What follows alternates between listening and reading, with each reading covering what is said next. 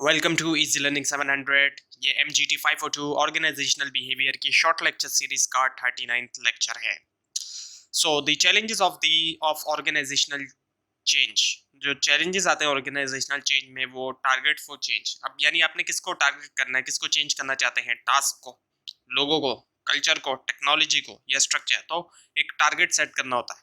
So dealing with resistance to change, जब change किया जाता है, तब्दीली लाई जाती है, तो जाहिर बात है कुछ मुखालफत होती है, लेकिन उसको किस तरीके से चेंज किया जाता है ऑर्गेनाइजेशन में? एजुकेशन के थ्रू, तालीम के थ्रू, कम्युनिकेशन के थ्रू, पार्टिसिपेशन करवाई जाए, इन्वॉल्वमेंट के थ्रू इन्वॉल्वमेंट करवाई जाए, एम्प्लॉयज की, सबऑर्डिनेट की, फैसिलिटेट किया जाए, सपोर्ट किया जाए, फैसिलिटेट एन एग्रीमेंट, उनको एक एग्रीमेंट पे लाया जाए कि आपके लिए ये चीज़ फायदेमंद है, तो वो एक एग्रीमेंट पे आएंगे। मैनिपुलेशन किया जाए और कॉपटेशन किया जाए, अगर कहीं पे कोई कोर्जन की जरूरत पड़ जाए, कुछ ऐसे लोग होते हैं जो आराम से बात नहीं समझेंगे, तो कहीं पे कोई फोर्स भी उनको करना पड़े तो वो भी किया जा सकता है। सो क्विक फिक्स और प्लान चेंज दो तरह से आ सकता है, एक तो क्विक फिक्स और एक प्लान। अब प्लान होगा तो उसका असर भी जाहिर बात है देर तक होगा। सो इसको जो है ऑर्गेनाइजेशनल डेवलपमेंट भी कहते हैं, प्लान चेंज को। सो ये क्या है? सेट है टेक्निक्स का या टूल्स का जिनको यूज किया जाता है इम्प्लीमेंट करने के लिए ऑर्गेनाइजेशनल चेंज को। सो ऑर्गेनाइजेशनल डेवलपमेंट में जो है इसके बारे में कुछ और भी लिखा हुआ है कि ये कॉम्प्रिहेंसिव अप्रोच है जो प्लान करने के लिए ऑर्गेनाइजेशनल चेंज को, जिसके अंदर शामिल है एप्लीकेशन जो है वो बिहेवियरल साइंसेस की इन सिस्टमेटिक और लॉन्ग एफर्ट में, ताकि इम्प्रूव की जा सके ऑर्गेनाइजेशनल इफेक्टिवनेस। सो ऑर्गेनाइजेशनल डेवलपमेंट टेक्निक्स में सेंसिटिविटी ट्रेनिंग है। अब ये जो ट्रेनिंग है ये एक स्ट्रक्चर किस्म की ट्रेनिंग है लर्न करने के लिए सेंसिटिव एरिया के बारे में। सर्वे फीडबैक अप्रोच जो है, इसके अंदर एक क्वेश्चनियर का इस्तेमाल किया जाता है ताकि आइडेंटिफाई की जा सके डिस्क्रिपेंसीज जो है मेंबर्स के दरमियान, यानी कि मेंबर्स का जो परसेप्शन है उसके दरमियान क्या क्या इख्तलाफात वगैरह हैं, क्या क्या तजाद वगैरह हैं। और फिर उसके अलावा discussion follows and remedies and suggested. So now the process consultation. अब प्रोसेस कंसल्टेशन में क्या होता है कि कंसल्टेंट या चेंज एजेंट जो है वो ये बताता है वेयर इज समथिंग रॉन्ग, कहाँ पे कोई चीज़ जो है वो गलत है, तो इस चीज़ को जो है वो कंसल्टेंट या चेंज एजेंट बता रहा होता है, आइडेंटिफाई करता है एक्चुअली कि उन प्रोसेसेस को जहाँ पे इम्प्रूवमेंट की ज़रूरत होती है। Team building. अब टीम बिल्डिंग क्या होती है? इसमें ज़्यादा इंट्रैक्शन होता है टीम मेंबर्स के दरमियान, ताकि इंक्रीज कर सके, बढ़ा सके ट्रस्ट को और ओपननेस को, तो ज़्यादा ट्रस्ट और डिपेंडेंस होगा इसमें।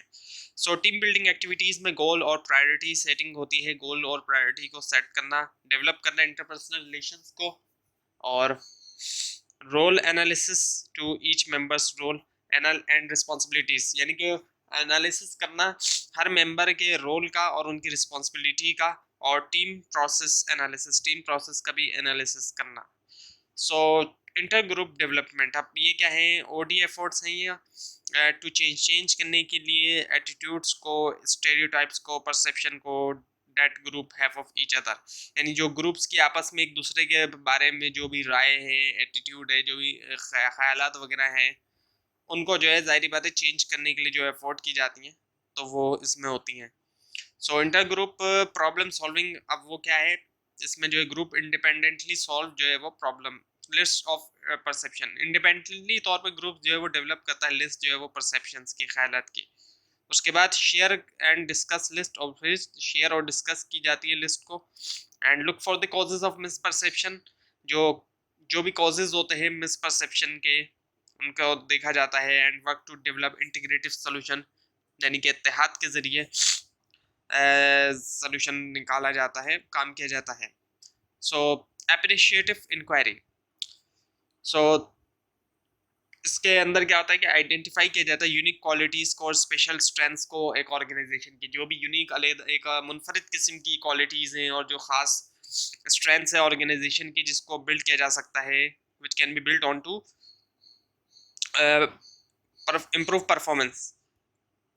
Quality of work and management by objectives. तो जो क्वालिटी ऑफ वर्क है, ये जो है क्या है कि work environment around people working in the organisation, जो वर्क एनवायरनमेंट है जिसके अराउंड लोग काम कर रहे हैं ऑर्गेनाइजेशन में। अब जो है लोग ज़्यादा तौर पे क्या चाहते हैं? एक कन्वीनियंस चाहते हैं, जो उनका एक एनवायरनमेंट होना चाहिए वर्क का, वो एक ऐसा कन्वीनियंस होता है कि आराम से काम वो कर सके। एंड मैनेजमेंट बाय ऑब्जेक्टिव्स, यानी कि involve people in decision making process, लोगों को शामिल करना डिसीजन मेकिंग प्रोसेस में। Contemporary change issues for today's manager, वो क्या है? स्टिमुलेट इनोवेशन, यानी तरगीब देना इनोवेशन की, क्रिएट करना लर्निंग ऑर्गेनाइजेशन, फिर उसके बाद उसको मैनेज करना, और नॉलेज मैनेजमेंट भी इसमें आता है। और कल्चर बाउंड ऑर्गेनाइजेशन होती है, कुछ ऐसी ऑर्गेनाइजेशन होती है जिनका स्ट्रॉन्ग कल्चर होता है, वो बिल्कुल भी चेंज नहीं चाहते। सो स्ट्रेस क्या है? What is stress? अभी आपके सामने कुछ डायग्राम्स, सॉरी कुछ इमेजेस दिखाई जा रही हैं स्ट्रेस की। अब ये जो इमेज है इसमें ये दिखाया गया है कि किस तरीके से बर्डन होने की वजह से एक एम्प्लॉय जो है वो स्ट्रेस का शिकार है, और इसमें जो है स्ट्रेस की वजह से शाउट कर रहा है। सो डिफरेंट जो है वो बिहेवियर इंसान करता है जब इसको स्ट्रेस होता है। तो सो स्ट्रेस है क्या? एक अडॉप्टिव रिस्पॉन्स है मॉडरेटेड बाय इंडिविजुअल डिफरेंसेस, यानी कि ये डिपेंड करता है पर्सन ऑन पर्सन पे। That is the consequences of any action. अब ये जो है कॉन्सिक्वेंस होता है किसी भी एक्शन का, यानी नताइज होता है किसी भी एक्शन का, सिचुएशन का या इवेंट का जिसने स्पेशल डिमांड रखी होती है उस पर्सन के ऊपर। जो उसको स्ट्रेस होता है उसके ऊपर उससे कोई खास डिमांड की जा रही होती है, इस वजह से उसको स्ट्रेस होता है। सो थ्री की factors determine the likelihood of stress. तीन की फैक्टर हैं जिनकी वजह से स्ट्रेस जो है वो जो डिटरमाइन करते हैं कि how significant the important the event is to the person. अब एक इवेंट कितना ज़्यादा अहम है, एक तो ये चीज़ हो गई, और अनसर्टेनिटी हो गई, डिग्री ऑफ क्लैरिटी और व्हाट विल हैपन, यानी कि क्या होगा, इसकी कितनी क्लैरिटी है, यानी ड्यूरेशन जो है, यानी कि ये सिचुएशन कितने अरसे तक है आपके साथ। सो अब ये यहाँ पे दिखाया जा रहा है कि स्ट्रेस की एक सिचुएशन को दिखाया जा रहा है। सो 4S है हमारे पास ऑर्गेनाइजेशनल स्ट्रेस के। सुपरवाइजर, पहला जो है एस है, आपका बॉस फ्रेंडली है नहीं है। सैलरी का भी स्ट्रेस होता है, नहीं बढ़ रही या कम है। सिक्योरिटी, अब एक शख्स जो है वो काम कर रहा है, उसको सिक्योरिटी जो है वो खतरा है, ऐसी जगह काम कर रहा है, जाहिर बात है। और हमारे यहाँ तो खास तौर पे लॉ इन्फोर्समेंट इतनी ज़्यादा नहीं है इफेक्टिव, तो ये भी डर होता है अक्सर लोगों को कि कहीं वो कहीं पे भी लूट मार ना हो जाए कारोबार के अंदर। उसके अलावा सेफ्टी का भी इशू होता है। सो ऑर्गेनाइजेशनल चेंज, इससे भी जो है जाहिर बात है स्ट्रेस होता है जब कहीं चेंज आ रहा है, तो कभी कभी वो भी स्ट्रेस बन जाता है। वर्क पेसिंग, काम की जो रफ्तार है, यानी कितनी तेजी से काम करना है, जो उसका बर्डन है वो। फिजिकल इन्वायरमेंट है, अब नॉइजी इन्वायरमेंट है, शोर बहुत ज़्यादा है, और मेंटल वर्क है, जाहिर बात है, तो ऐसे सिचुएशन के अंदर तो वो स्ट्रेस पैदा करेगा। एंड स्ट्रेस प्रोन एम्प्लॉयज़, अब कुछ ऐसे एम्प्लॉय भी होते हैं जो ज़्यादा, जाहिर बात है, कम स्ट्रेस भी वो जो है ज़्यादा जो है वो ले रहे होते हैं। सो एक मॉडल है अब आपके सामने स्ट्रेस का। इसमें पोटेंशियल सोर्सेज हैं एक तरफ, जिसमें इन्वायरमेंटल फोर्सेस है, ऑर्गेनाइजेशनल फैक्टर और इंडिविजुअल फैक्टर्स हैं, और उसी से फिर इंडिविजुअल डिफरेंसेस आते हैं। तो जो इकोनॉमिक फैक्टर्स हैं वो है इकोनॉमिक अनसर्टेनिटी है, गैर यकीनी सूरत हाल है, और माशी सूरत हाल जो है।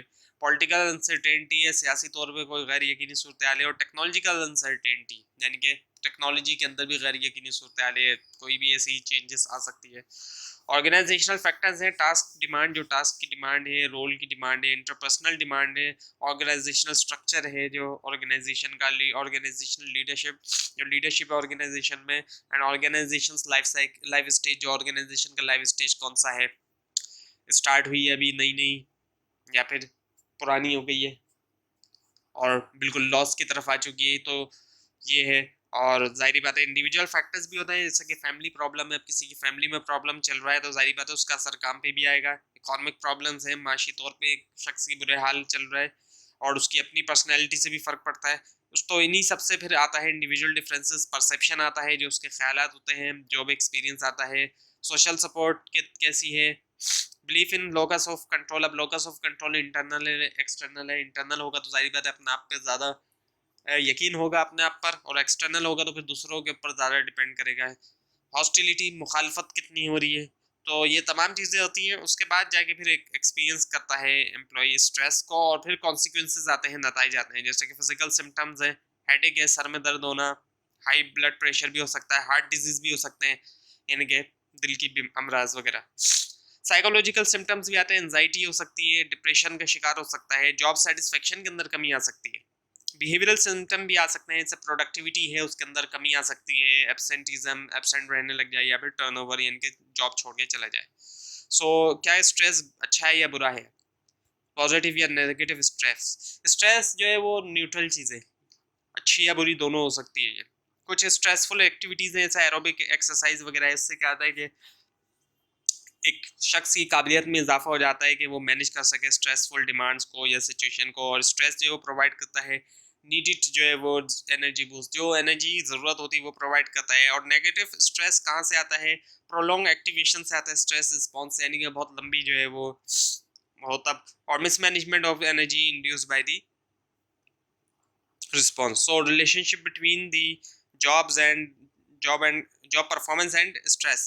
So job performance और stress का जो रिलेशनशिप है, स्ट्रेस जो है वो हार्मफुल और हेल्पफुल हो सकता है, दोनों हो सकता है। अगर जीरो स्ट्रेस होगा, बिल्कुल भी स्ट्रेस नहीं होगा, तो बिल्कुल भी कोई चैलेंज नहीं होगा and performance match this.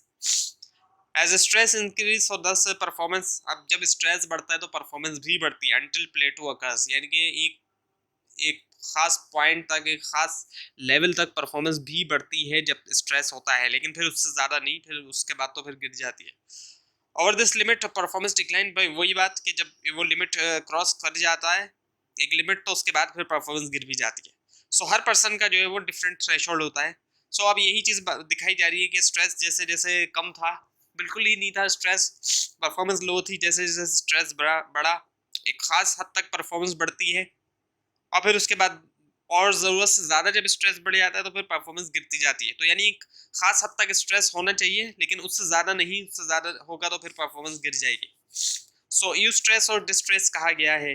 Eustress जो है वो पॉजिटिव है और डिस्ट्रेस जो है वो नेगेटिव है। यूस्ट्रेस होगा तो परफॉर्मेंस बढ़ेगी, उस हद तक यूस्ट्रेस की हद तक अगर स्ट्रेस बढ़ेगा तो परफॉर्मेंस बढ़ेगी, अच्छी होगी, और अगर डिस्ट्रेस होगा तो वो ज़रूरत से ज़्यादा स्ट्रेस हो जाएगा, उसमें परफॉर्मेंस गिर जाएगी। तो ये था आज का लेसन। आपको अगर कोई कंफ्यूजन है तो नीचे कमेंट ज़रूर कीजिए, और इस पूरी सीरीज़ को देखने के लिए इस चैनल को सब्सक्राइब कीजिए। Thanks for watching.